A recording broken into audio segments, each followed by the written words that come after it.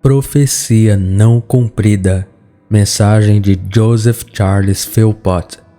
Existe, sabemos, na mente de muitos pregadores e escritores experimentais, um preconceito contra todo o assunto da profecia não cumprida.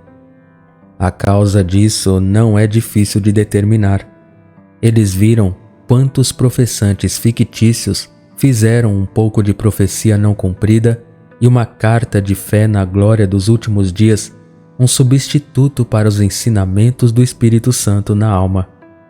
Eles também viram como ministros que antes prometiam coisas boas foram desviados pelo estudo da profecia, da linha da experiência vital para especulações mortas e secas, e em vez de alimentar a Igreja de Deus com o que eles mesmos sentiram, provaram e manusearam da palavra da vida, colocaram diante deles apenas o fruto de seu cérebro estudioso, que pode de fato informar o julgamento, mas apenas mata a alma de fome. Eles também sentem que a escolha do rebanho, os mais experimentados e tentados, bem como os mais abençoados e favorecidos da família viva, especialmente os pobres em bens deste mundo, são voluntariamente estranhos a esse conhecimento especulativo e provaram e estão provando diariamente que não há nada nele para abençoar suas almas, confortar seus corações, subjugar seus pecados, livrá-los da tentação, despedaçar suas armadilhas ou tornar Cristo precioso.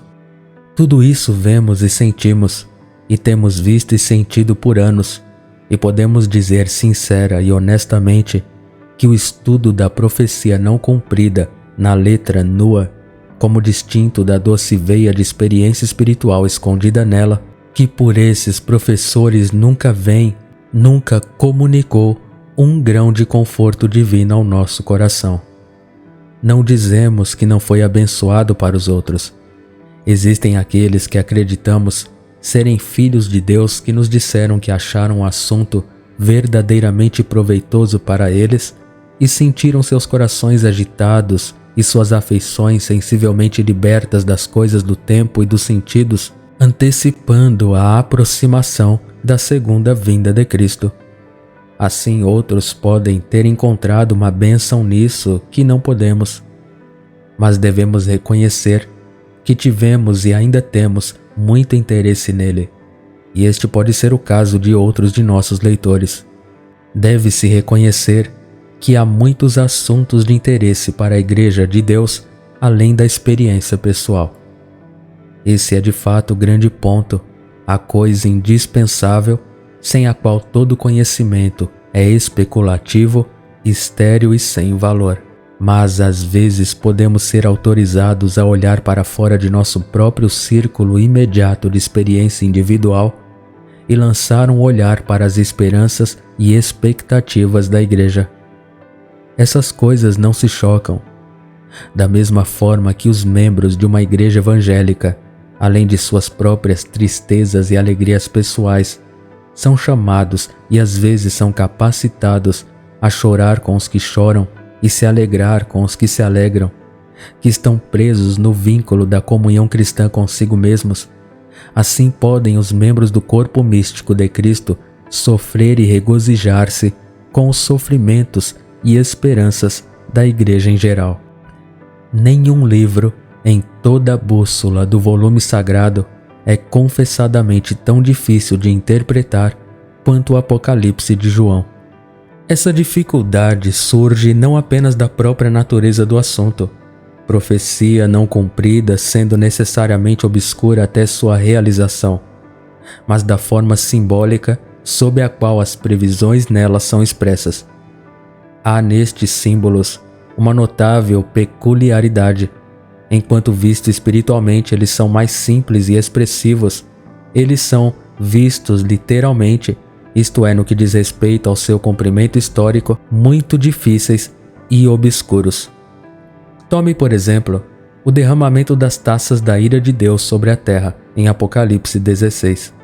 Que figura mais simples ou expressiva poderia haver da justa ira de Jeová, entesourada, por assim dizer, até que as iniquidades do mundo o derrubassem.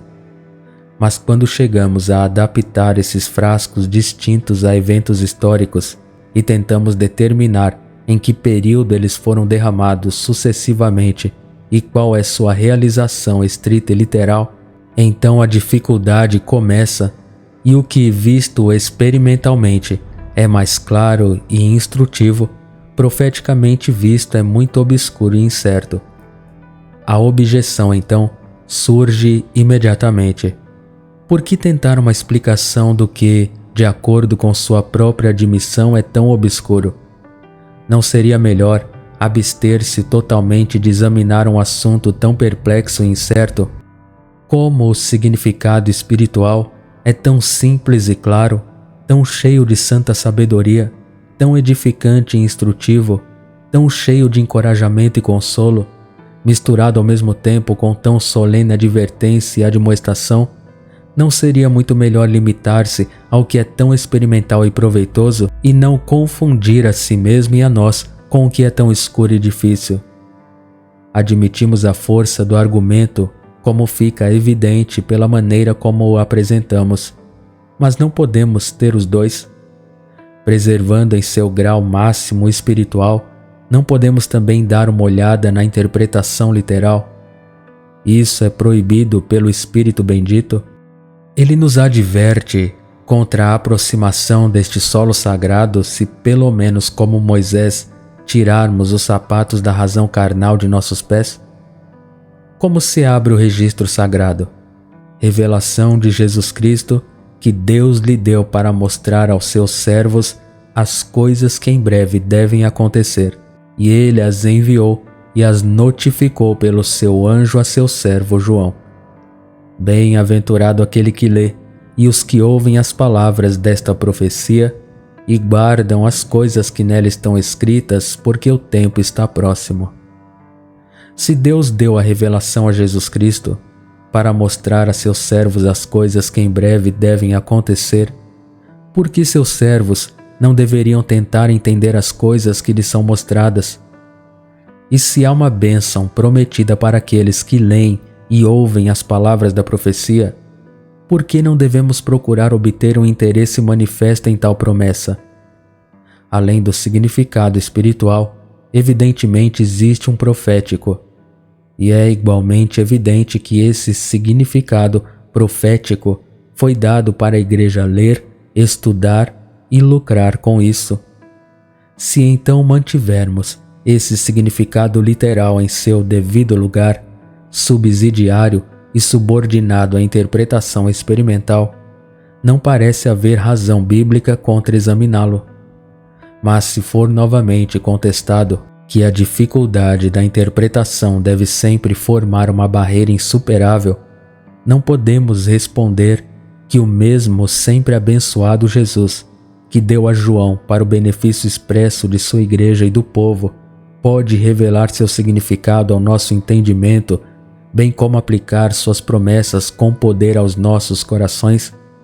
Mas enquanto falamos assim, ao mesmo tempo sentimos tanto a dificuldade do assunto quanto nossa própria incapacidade de tratá-lo adequadamente, que quase nos dissuadiu de fazer a tentativa. A dificuldade inerente do livro quase necessariamente produziu uma variedade proporcional de interpretação. 2 exemplos impressionantes podem ser aduzidos para mostrar isso. Há intérpretes que afirmam que toda a revelação já foi cumprida e que os primeiros 3 ou 4 séculos da Igreja cristã testemunharam sua plena realização. E há quem diga que nenhuma parte foi ainda cumprida além dos 3 primeiros capítulos, e que o todo ainda permanece no futuro obscuro e distante. Não podemos concordar com nenhum desses pontos de vista e dificilmente sabemos qual é o mais inconsistente ou insustentável. Se a primeira opinião fosse verdadeira, seria o argumento mais forte que um infiel poderia apresentar contra a inspiração do livro, pois a grande evidência de uma profecia sendo inspirada é sua inegável realização. E se o segundo ponto de vista fosse bem fundamentado, não apenas a Igreja de Deus teria sido deixada sem cuidado e despercebida no mapa sagrado da profecia por mais de 1700 anos, mas também falsificaria a declaração positiva que já citamos, como estando bem no limiar do livro, que as coisas preditas em breve aconteceriam.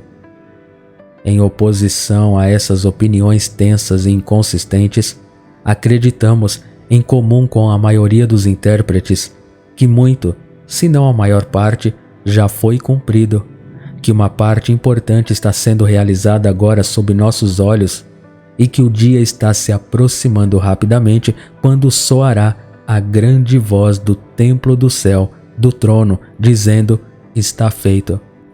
Existem certas verdades da revelação divina que, para uma compreensão iluminada, estão além de qualquer disputa ou controvérsia. E, nesses pontos, como eles são geralmente de importância vital e fundamental, um pregador ou um escritor que procura edificar a Igreja de Deus não pode se expressar com muita clareza ou insistir com muita força. Mas há outras verdades que, ou porque menos claramente reveladas, ou porque ainda não chegou o tempo de serem totalmente compreendidas, são proporcionalmente obscuras e incertas, e, portanto, pregadores e escritores que tratam com reverência os oráculos de Deus devem abster-se deles completamente ou se os abordarem, devem tratá-los com cautela e com a total ausência de positividade e dogmatismo. As próprias verdades podem ser tão certas, a obscuridade não estando nelas nem no todo de sua revelação, mas em nossa mente, que por várias razões, como escuridão natural, falta de ensino divino, incredulidade, força de preconceito, apego à interpretação tradicional, discipulado rígido para algum mestre em Israel, é incapaz de compreender ou entrar neles. Este é particularmente o caso das escrituras proféticas, que além da dificuldade que surge de sua linguagem simbólica, devem ser quase necessariamente obscuras até que seu cumprimento lance sobre elas sua luz clara e infalível. Quando esse tempo chegar, seu significado será tão claro que será surpreendente que eles não tenham sido antes compreendidos. Para tornar nosso significado mais claro, vamos supor por um momento um santo Deus sob o Antigo Testamento tentando penetrar no significado de Isaías 53. Para nós que podemos lê-lo à luz da humilhação, sofrimentos e morte do Messias, o significado é simples e claro, e vemos o homem das dores retratado em cada linha. Mas que antes da vinda de Cristo, seu significado era muito obscuro para os santos do Antigo Testamento, é evidente pela ignorância do eunuco que estava lendo este capítulo. E sua pergunta a Filipe: peço-te, de quem fala o profeta? Dele mesmo ou de algum outro homem? Agora, da mesma forma que as profecias que falavam da primeira vinda de Cristo eram obscuras até que o Redentor viesse como um Jesus sofredor, também as profecias que tratam de sua segunda vinda deveriam ser obscuras até que ele viesse como um Jesus triunfante. Mas, como os profetas e santos da antiguidade examinaram o que ou que tipo de tempo o Espírito de Cristo que estava neles significava, quando testificava de antemão os sofrimentos de Cristo e a glória que se seguiria, então certamente pode ser permitido para nós, nestes últimos tempos, examinar as Sagradas Escrituras para ver o que nelas é revelado sobre a segunda vinda do Messias triunfante. Amém.